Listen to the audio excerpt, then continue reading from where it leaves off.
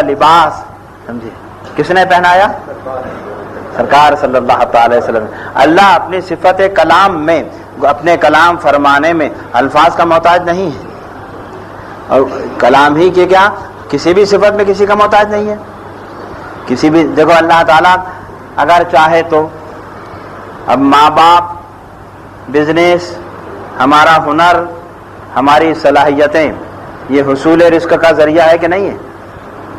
رزق کے پانے کا ذریعہ ہے کہ نہیں ہے؟ جی، لیکن اللہ تعالیٰ چاہے تو ان سب سے بے نیاز ہے، اور بغیر یہ کچھ بھی نہ ہو اللہ رزق پہنچائے۔ اللہ اس پر قادر ہے کہ نہیں ہے؟ تو اللہ تعالیٰ جی ہم محتاج ہیں، لیکن اللہ تعالیٰ اپنی کسی بھی صفت میں محتاج نہیں ہے۔ ہم دیکھنے کے لیے نگاہوں کے محتاج ہیں، آنکھ کی پتلیوں کے محتاج، آنکھ کے ڈھیلے کے محتاج، روشنی کے محتاج، سمجھے؟ یہ ساری باتیں ہوں تو ہم دیکھیں، سمجھے؟ اور اگر یہ نہ ہو تب ہم کو کچھ نظر آئے گا؟ ہم کو کچھ نظر، آنکھ سلامت رہے گی، اندھیرا گھوپ ہو جائے کیا دیکھیں گے آپ؟ کچھ نہیں دیکھ سکیں گے۔ روشنی ہو لیکن آپ کی آنکھ کی پتلی کے اندر کوئی عیب آ جائے، آپ دیکھیں گے؟ نہیں۔ آپ کی آنکھ تو سلامت ہے، پتلی بھی سلامت ہے، لیکن کالا شیشہ آنکھ پر رکھ دیا جائے، آپ دیکھیں گے؟ نہیں دیکھیں گے، سمجھے؟ کیوں؟ کہ آپ دیکھنے میں ان تمام چیزوں کے محتاج ہے۔ اللہ تعالیٰ دیکھتا ہے جی، لیکن کیا آنکھ کا محتاج ہے؟ آنکھ کی پتلی کا محتاج ہے؟ اندھیرے اجالے کا محتاج ہے؟ سفید کالے کا محتاج؟ کچھ بھی نہیں ہے۔ وہ دیکھتا ہے لیکن آنکھ کی ضرورت نہیں، آنکھ کی حاجت نہیں۔ کلام فرماتا ہے لیکن زبان کا محتاج نہیں ہے، آواز کا محتاج نہیں ہے۔ ہم کلام کرتے ہیں تو زبان کے بھی محتاج ہے، آواز کے بھی محتاج ہے، الفاظ کے بھی محتاج ہے، تلفظ کے بھی محتاج ہے کہ نہیں؟ سب محتاج، ہونٹ اور زبان کی حرکت کے محتاج۔ اور یہ سب اگر ان میں سے کوئی ایک بند ہو جائے تب ہاں کلام ہوگا ہمارا کلام ختم، ہم کچھ بھی نہیں کہہ سکیں، کچھ بھی نہیں بول سکیں گے۔ جی دیکھو، ایک گونگا ہوتا ہے، سب کچھ سلامت ہوتا ہے، زبان بھی سلامت ہے، ہونٹ بھی سلامت ہے، لیکن آواز غائب ہے، الفاظ کا تلفظ نہیں ہے، تو کلام ہے اس کا کلام ختم ہو گیا۔ اللہ تعالیٰ کلام فرماتا ہے لیکن کیا آواز کا محتاج ہے؟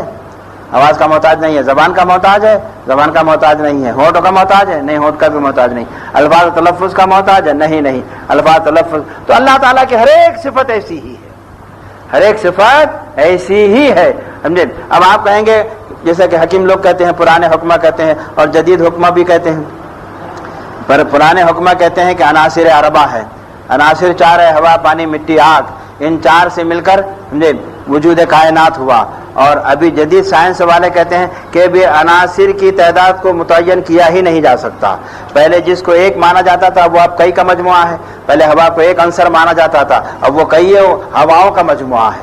پانی کو ایک عنصر مانا جاتا تھا، اب پانی کے کئی اجزاء دریافت کر لیے گئے۔ مٹی کو ایک عنصر مانا جاتا تھا، اب مٹی کے کئی اجزاء دریافت کر لیے گئے۔ ہوا کہ نہیں ہوا؟ اور یہ تحقیق مزید جاری ہے، چلی رہی ہے۔ تو کیا یہ کہہ سکتے ہیں سمجھے کہ کائنات 4 ہی اجزاء کا مرکب ہے؟ نہیں، اجزاء سینکڑوں ہیں، اجزاء سینکڑوں ہیں۔ تو اللہ تعالیٰ نے یہ اجزاء کو پیدا فرمایا، اس سے کائنات کی تخلیق فرمائی، لیکن اللہ تعالیٰ اجزاء کا محتاج نہیں ہے۔ اللہ تعالیٰ اجزاء کا محتاج ہے؟ اللہ تعالیٰ اجزاء کا محتاج نہیں ہے۔ اس نے ارادہ فرمایا اور اپنے ارادے کے مطابق کہہ دیا کن ہو جا، سب ہو گیا، سب ہو گیا جی، سب وجود میں آنے لگ گیا۔ تو اللہ تعالیٰ محتاج ہے اسباب کا؟ اللہ تعالیٰ اسباب کا محتاج نہیں ہے جی۔ ہم آپ اسباب کے محتاج ہیں، اللہ تعالیٰ اسباب کا محتاج نہیں ہے۔ سمجھ رہے ہیں کہ نہیں ہماری گفتگو آپ؟ ہاں سمجھیے۔ اللہ تعالیٰ کلام فرماتا ہے لیکن الفاظ کا محتاج نہیں ہے۔ اب سوچو ذرا سا، جس کلام میں الفاظ نہ ہو، جس کلام میں آواز نہ ہو، جس کلام میں تلفظ نہ ہو، وہ کلام آپ تک پہنچ سکتا ہے؟ آپ اس کو سن سکتے ہیں؟ آپ اس کو سمجھ سکتے ہیں؟ نہ آپ سنیں گے، نہ سمجھیں گے، نہ وہ کلام آپ تک پہنچے گا۔ اللہ نے کلام فرمایا، اللہ نے کلام فرمایا، اور جبکہ یہ معلوم ہے کہ اللہ کلام کرنے میں الفاظ کا محتاج نہیں ہے، آواز کا محتاج نہیں، تلفظ کا محتاج نہیں ہے، یعنی ہوا کے اتار چڑھاؤ کا محتاج نہیں ہے۔ اور پھر ایسا کلام جو نہ سنائی دے، جو نہ سنائی دے، اس کو سرکار کے کان سن لیں، ہاں، جس میں الفاظ نہیں ہے سرکار اس کو تلفظ فرما لیں، ہاں، جس میں آواز نہیں ہے سرکار اس کو آواز عطا کر دیں۔ تو وہ کلام جو سرکار پر نازل ہوا تھا وہ سرکار سے افضل ہے، اس لیے کہ وہ اللہ کی صفت ہے، اور اس صفت خداوندی کو سرکار نے الفاظ کا جامہ پہنا کر، الفاظ کا لباس پہنا کر اپنے آواز میں ہم تک پہنچایا ہے۔ یہ کلام جو سرکار نے ہم تک پہنچایا، سرکار اس سے افضل ہے، سرکار اس سے افضل ہے کہ یہ کلام سنائی دیا تو لوگوں نے سنا، سرکار نے سنایا، لوگوں نے سنا، سمجھے؟ سرکار نے کتابت فرمائی، لوگوں نے لکھا، تو یہ لکھا ہوا پہلے تھا بعد میں ہوا، سمجھے؟ بولا ہوا پہلے تھا نہیں، بولنے سے ہوا، تو یہ مخلوق ہوا کہ نہیں ہوا؟ مخلوق کسے کہتے ہیں؟ جو پہلے نہ ہو پیدا کرنے سے ہوئی، وہی مخلوق ہے نا۔ اور سرکار ہر مخلوق سے افضل ہے، سرکار ہر مخلوق سے افضل ہے، تو وہ قرآن جو مخلوق ہے سرکار اس سے افضل ہے، اور وہ کہاں؟ یہ ہماری مسجدوں میں رکھا ہوا ہے، اس سے افضل ہے سرکار، سرکار اس سے افضل ہے، سمجھے؟ کہ یہ پہلے نہیں تھا بعد میں ہوا، سمجھے؟ پہلے اس کا وجود تھا، پہلے اس کا وجود نہیں تھا۔ یہ سینہ پاک مصطفیٰ پر صفات الہی کا، اللہ کی صفات کا نزول ہوا، اور سرکار صلی اللہ تعالی وسلم نے اس صفت خداوندی کو الفاظ کی صورت دے کر ہم تک پہنچایا، سمجھے؟ تو وہ پہلی حالت نزول سرکار صلی اللہ علیہ وسلم تک، وہ سرکار سے افضل ہے، اور سرکار کے بعد ہم تک جو پہنچا ہے سرکار اس سے افضل ہے، سرکار اس سے افضل ہے۔ سمجھ میں آئی کہ نہیں بات؟ ہاں، خوب اچھے سے سمجھ لو اس بات کو انشاءاللہ العزیز۔ بڑا معرکۃ الآراء مسئلہ ہے یہ، لیکن آپ نے الحمدللہ بڑی آسانی سے سمجھ لیا اس کو، ہے نہیں جی؟ تو یہ قرآن جی رمضان المبارک کی لیلۃ القدر میں نازل ہوا سینہ پاک مصطفیٰ پر صلی اللہ تعالی وسلم۔ اسی لیے لوگ کہتے ہیں کہ سب سے پہلی وحی جو غار حرا میں نازل ہوئی ہے وہ رمضان المبارک میں ہوئی ہے، ہاں، جس کا ذکر قرآن پاک میں اقرا باسمک ربک الذی خلق ارشاد فرمایا گیا ہے۔ تو یہ پہلی وحی کب نازل ہوئی ہے؟ رمضان المبارک میں۔ اور انا انزلنا فی لیلۃ القدر، تو معلوم ہوا کہ وہ پہلی وحی رمضان المبارک میں شب قدر میں نازل ہوئی تھی، جی شب قدر میں نازل ہوئی تھی وہ پہلی وحی، اور وہیں سے نزول قرآن کا سلسلہ شروع ہوا ہے۔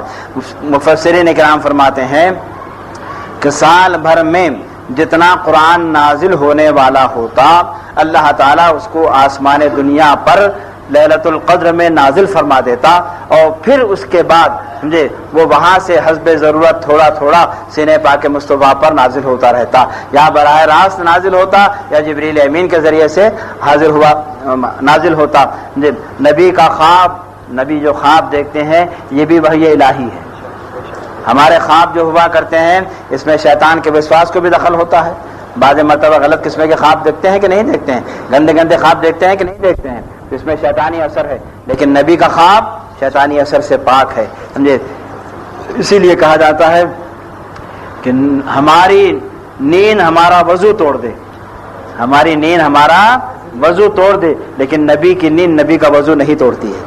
نبی اگر سو بھی جائیں تو ان کا وضو نہیں ٹوٹا کرتا۔ سرکار نے اسی مقام پر فرمایا ہے تنام عینی ولا ینام قلبی، میری آنکھیں سوتی ہے میرا دل نہیں سوتا، میری آنکھیں سوتی ہے میرا دل نہیں سوتا ہے، سمجھے؟ تو نبی صلی اللہ تعالی علیہ وسلم جو خواب دیکھتے ہیں وہ بھی وحی الہی ہے، بلکہ وحی الہی سے پہلے سمجھے خوابوں کا سلسلہ شروع ہوا ہے۔ سرکار صلی اللہ تعالی وسلم فرماتے ہیں کہ میں رات میں خواب دیکھتا، اور جو رات میں دیکھا دن نکلنے کے بعد ویسے ہی ہو بہو ظہور میں آتا، سمجھے؟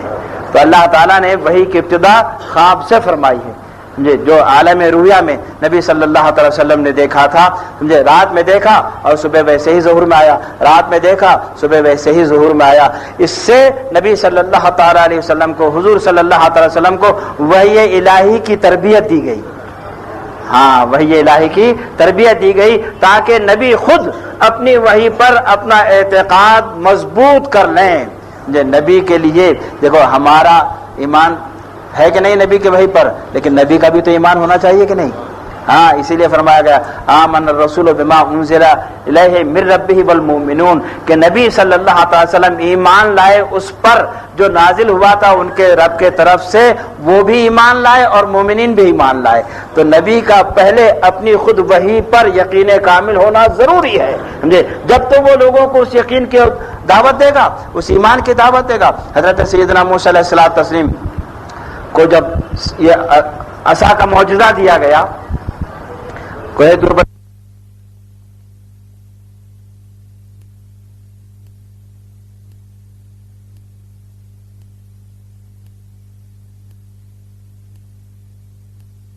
مجھے اس کو دیکھا اور اسی سے پھر اللہ تعالیٰ سے گفتگو ہوئی تو اللہ تعالیٰ نے یہ عصا کا معجزہ عطا فرمایا جی. تو پہلے کیا حکم دیا موسیٰ کو جی وما تلک بیمینک یا موسیٰ، اے موسیٰ تمہارے سیدھے ہاتھ میں کیا ہے؟ قال ہی عصائی اتوکل بہا وہش بہا علی غنمی ولی فیہا معارب اخری، تو کہتے ہیں عرض کرتے ہیں رب تبارک و تعالیٰ یہ میرا عصا ہے جی اور میں اس سے اپنی بکریوں کو چراتا ہوں، ان کے لیے پتے جھاڑتا ہوں اور اس سے ٹیک لگاتا ہوں اور اس میں میرے بہت سارے دوسرے فائدے بھی ہیں جی. ایک بات یہاں ذہن میں رکھیے گا، پوچھنے کا مطلب نہ جاننا نہیں ہوا کرتا، پوچھنے کا مطلب نہ جاننا نہیں ہوتا سمجھے. وہاں بھی نبی صلی اللہ تعالی وسلم پر اعتراض اٹھاتے ہیں، حضور صلی اللہ تعالی وسلم پر اعتراض اٹھاتے ہیں، کہتے ہیں کہ اگر حضور علم غیب جانتے سمجھے تو اپنی بیوی کے بارے میں لوگوں سے کیوں پوچھتے جی. حضور اگر علم غیب جانتے تو جو ہار گم ہوا تھا اس کو تلاش کیوں کرواتے سمجھے. تو پوچھنے کا مطلب نہ جاننا نہیں ہے.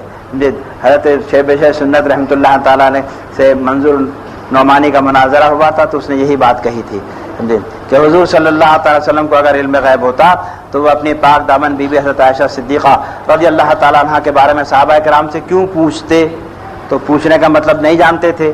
جب تو پوچھا تو حضرت شیخ سنت رحمۃ اللہ تعالیٰ نے جواب دیا تھا اگر پوچھنے کا مطلب نہ جاننا ہے تو اللہ نے موسیٰ سے پوچھا تھا وما تلک بیمینک یا موسیٰ، اے موسیٰ تیرے سیدھے ہاتھ میں کیا ہے؟ تو کہ اللہ کو دکھ بھی نہیں رہا تھا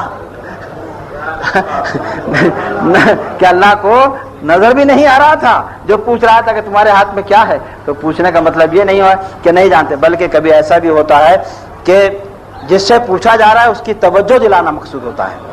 ہاں تو اللہ تعالیٰ نے توجہ دلائی موسیٰ علیہ السلام کی عصا کی طرف سمجھے اور پھر ان سے کہا کہ اس عصا کو زمین پر ڈال دو. جب زمین پر ڈالا موسیٰ علیہ السلام تو بھیانک اژدہا بن گیا جی. تو گھبرا گئے، کہا ڈرو نہیں جی اس کو دو بار پکڑ لو اس کو تو پھر اپنی اصلی حالت پر لوٹ آئے گا. جب اس کو پکڑ لیا تو پھر اپنی اصلی حالت پر لوٹ آیا.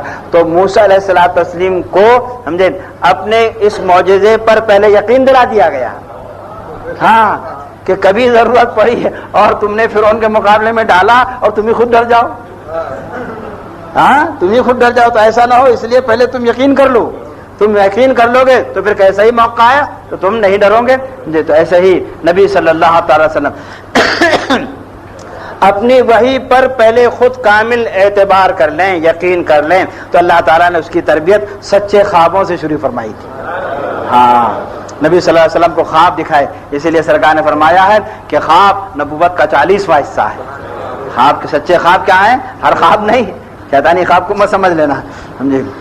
انسان تو خواب میں کیا کیا گناہ نہیں کر لیتا، تو آپ سمجھ لیں وہ کہ وہ بھی نبوت کا 40واں حصہ ہے. نعوذ باللہ من ذالک، وہ شیطنت کا حصہ ہے. تو سچے خواب ان کو حضور صلی اللہ تعالی وسلم نے وحی کا نبوت کا 40واں حصہ قرار دیا ہے. تو میرے دوستو حضور صلی اللہ تعالی وسلم کی یہ تربیت ہے جی. اللہ تعالیٰ نے آپ کو تربیت عطا فرمائی جس سے آپ کا یقین کامل ہو گیا. یقین تو ہے جی، جیسا کہ حضرت ابراہیم علیہ السلام جی نے پوچھا تھا کہ حضرت ابراہیم علیہ السلام اللہ کے دوبارہ بندوں کو زندہ کرنے پر ایمان نہیں رکھتے تھے جی. تو اللہ تعالیٰ سے عرض کی کہ پروردگار عالم مجھ کو دکھا کہ تو کیسا مردوں کو زندہ کرے گا سمجھے.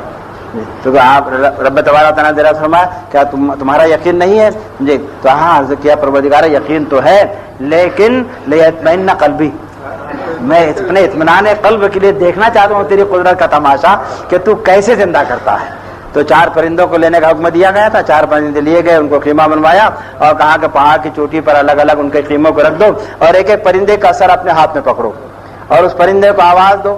پرندے کو آواز دی، سر ہاتھ میں پکڑا تو وہ قیمہ شدہ جو مرکب بنا ہوا گوشت تھا وہ اڑ کر فضا میں ملنے لگا اور مل کر وہ سر سے آ کر لگ گیا اور پرندہ بن گیا. تو یہ دکھایا پروردگار انبیاء کرام کو سمجھے تاکہ ان کا خود اپنی وحی پر کامل یقین ہو جائے سمجھے. اور پھر کیسا ہی مرحلہ آئے تو نبی پیچھے نہ ہٹے نہیں. اور ویسا ہی ہوا سمجھے. نبی صلی اللہ تعالی علیہ وسلم پر سمجھے پہلے خواب رؤیا صادقہ کا ظہور ہوا اور جب وہ ہو گیا تو پھر وہی الہی نازل ہوئی سمجھے. تو سرکار صلی اللہ تعالی وسلم پر سمجھے کوئی ایسی بات ظاہر نہ ہوئی کہ جس سے آپ پریشان ہو جاتے ہیں. ہاں یہ ضرور ہے سمجھے کہ وحی الہی سے جب پہلا سابقہ پڑا تو سرکار صلی اللہ تعالی علیہ وسلم سمجھے اور لرزہ آ گیا تھا. کیا آیا تھا؟ لرزہ. گھر آئے اور اپنی اہلیہ محترمہ سے فرمایا سمجھے ختیجہ میرے اوپر چادر اڑا دو.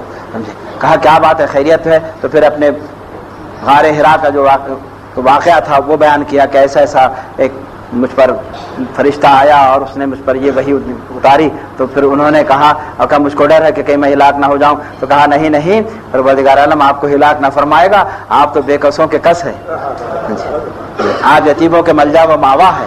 سمجھے آپ تمہیں بے سہاروں کے سہارے ہیں، آپ ایسے نیک کام کرنے والے، ویسے نیک کام کرنے والے، آپ کو اللہ تعالیٰ کیسے ضائع فرمائے گا؟ یہ نہیں ہو سکتا کہ اللہ تعالیٰ آپ کو ضائع فرما دے. اللہ اکبر اللہ اکبر.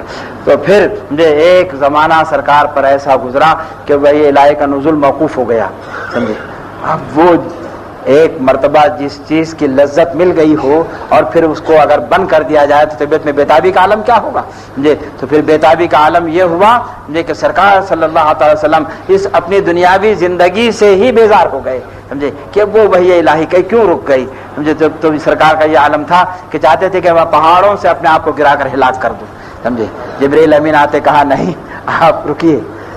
یعنی وہ جو کیف وحی الہی کا تھا اس کے منقطع ہو جانے سے مجھے بشری تقاضے کے تحت سرکار صلی اللہ علیہ وسلم پر ایسی کیفیت بھی رہی. کہنے کا مطلب یہ ہے کہ وحی الہی جس کو ہم قرآن کہتے ہیں جی یہ ایسی زبردست چیز ہے کہ اگر اللہ پہاڑوں پر نازل فرماتا تو وہ ریزہ ریزہ ہو جاتے، اس کی تاب نہ لاتے. لیکن سینہ پاک مصطفیٰ کو اللہ تعالیٰ نے وہ استقامت عطا فرمائی ہے کہ وحی کا نزول اس پر ہوا اور یہ ثابت رہا.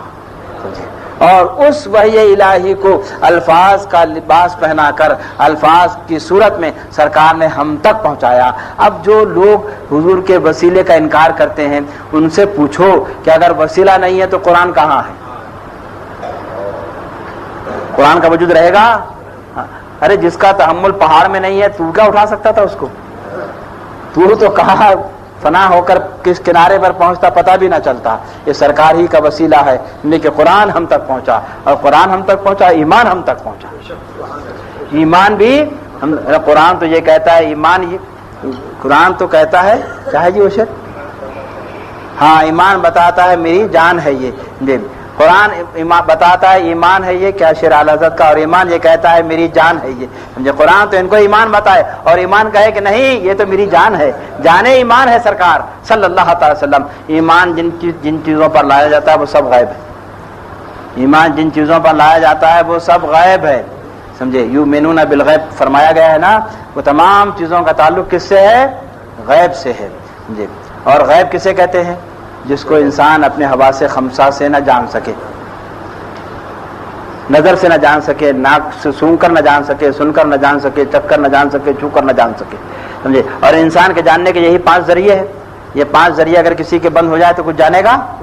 کچھ نہیں جانے گا. سمجھے تو غیب کسے کہتے ہیں؟ کہ جن تک یہ 5 نہ پہنچے. غیب کسے کہتے ہیں؟ کہ جن تک یہ 5 نہ پہنچے، یعنی جو انسان کی سمجھ میں نہ آئے. انسان جب سمجھ کا راستہ وہاں تک نہیں مل رہا، پہنچ رہا ہے تو سمجھ میں آئے گا؟ سمجھ میں نہیں آئے گا تو وہ غیب ہے. اور ماننا اس کو ہے جو سمجھ میں نہ آئے. ماننا کس کو ہے؟ جو سمجھ میں نہ آئے. تو یہ خلاف عادت ہے کہ نہیں ہے؟ خلاف عادت ہے یہ بات. انسان اسی بات کو مانتا ہے جس کو سمجھتا ہے، اور ایمان کہہ رہا ہے کہ نہیں بغیر سمجھے مان. ایمان کیا کہہ رہا ہے؟ بغیر سمجھے مان. کیونکہ غیب کا نام نہ سمجھنا ہی ہے، غیب نہ سمجھنا ہی غیب ہے، اور اسی کو ماننا سمجھے ایمان ہے. تو یہ آپ نے غیب کو جو سمجھ میں نہیں آ رہا تھا، خدا غیب ہے کہ نہیں ہے؟ فرشتے غیب ہے کہ نہیں ہے؟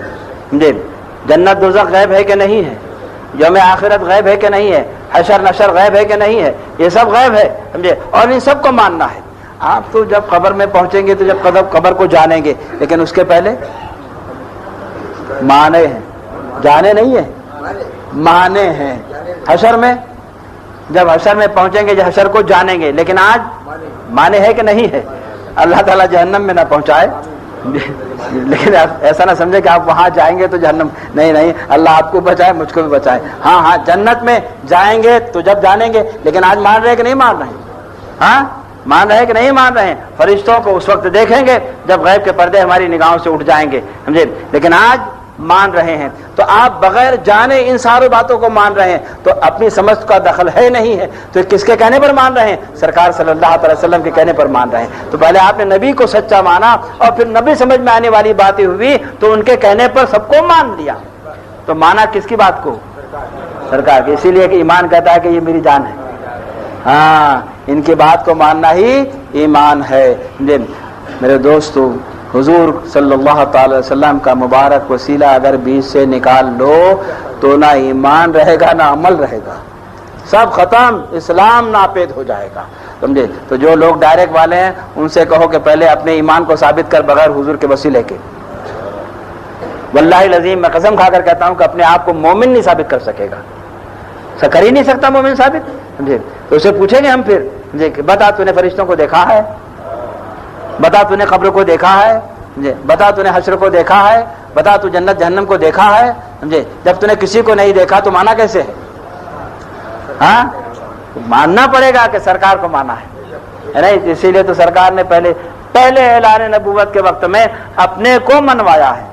مکے والوں سے کیا کہا تھا سرکار نے؟ ہاں کہ مجھ کو کیسا جانتے ہو، یعنی مجھ کو کیسا مانتے ہو، میری بات کو مانو گے سمجھے تو ایمان پورا ہوگا، اور اگر مجھ کو جھٹلا دو گے تو ایمان ہے؟ ایمان نہیں ہے۔ تو وہ قرآن جسے ہم کلام کہتے ہیں جو اللہ کی صفت ہے، وہ اسی آنے والے مبارک مہینے میں نازل ہوا تھا، سمجھے؟ تو اب آج چاند نظر آ جائے تو رات ہی سے رمضان شروع ہو جائیں گے، ہاں جی، تو اس کی تیاری کریں گے کہ نہیں آپ؟ دیکھو اللہ تعالیٰ نے 11 مہینے ہم کو اپنے لیے دیے جی، 11.5 مہینے۔ آپ کہیں گے 11.5 مہینے کیوں؟ ارے رمضان کی راتیں بھی تو آپ کو دی ہے کہ نہیں؟ ایک دن ایک رات دونوں مل کر ایک ہوتا ہے نا، تو آدھی راتیں نکال لو تو آدھے رمضان گئے، تو آدھے رمضان اور باقی 11 مہینے، 11.5 مہینے کس کے لیے ہے؟ ہمارے لیے، اور آدھا رمضان یعنی دن اللہ کے لیے۔ دن کس کے لیے ہے؟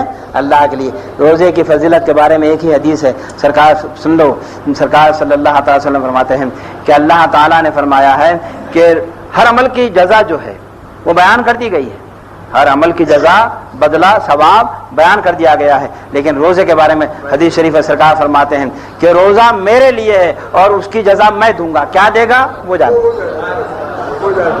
کیا دے گا یہ وہ جانے۔ تو جس کو رب نے نہ بیان فرمایا ہو سمجھے تو وہ کتنی عظیم چیز ہوگی، اندازہ لگا لیں جی۔ اسی لیے تو فرمایا گیا ہے کہ جس کا رمضان میں ایک روزہ چھوٹ جائے بلا وجہ جی، اگر وہ دوسرے دنوں میں پوری زندگی روزے رکھے گا تو اس ایک روزے کا ثواب نہیں پائے گا جو رمضان میں چلا گیا، جو رمضان میں چلا گیا۔ تو آپ لوگ 360 جیسے ہی رہیں گے کیا؟ ہاں نہیں جی، رمضان شریف کے جی مہینے کو اللہ کا مہینہ ہے یہ، اس کے دن کو اللہ کے لیے دے دو، یعنی اپنے آپ کو جی، اپنی خواہشات کو اللہ کی رضا کے لیے روکے رکھو۔ پھر راتیں تمہاری، راتیں کس کی ہے؟ تمہاری لیے۔ راتوں میں کھاؤ پیو، اور دن میں جتنی چیزیں منع تھی وہ سب رات میں جائز، وہ سب رات میں جائز ہے جی۔ تو میرے دوستو پہلے جیسے روزے نہیں ہے، پہلے تو رات میں جائز نہیں تھا، یہ تو سرکار کی امت پر رحمت ہے اللہ تعالیٰ کی کہ راتوں کو آپ کو چھوٹ دے دیے گی، راتوں میں آپ کو رخصت دے دی گئی ہے، تو گویا آدھا رمضان بھی ہمارے لیے موکلا کر دیا گیا، کھلا کر دیا گیا۔ اب آدھے کی بات ہے پیاری، ہاں آدھے کی بات ہے۔ میں تو یہ کہوں گا کہ جس زندگی کا ایک لمحہ اتنا قیمتی ہو کہ کل کائنات کی دولت دے کر نہ مل سکے، اس رب نے اتنی وسیع حیات عطا فرمائی، 3 سال کے 360 دن دیے، جس کا ایک لمحہ دنیا کی دولت سے زیادہ قیمتی ہے، اس کے لیے اگر ہم نے رمضان کے دنوں کو اللہ کے لیے اپنی خواہشات کو روک کر رکھا تو کون سا کمال ہے کہ حق ادا ہوگا؟ نہیں، حق ادا نہیں ہوگا جی۔ تو میرے دوستو آپ تیاری کرو۔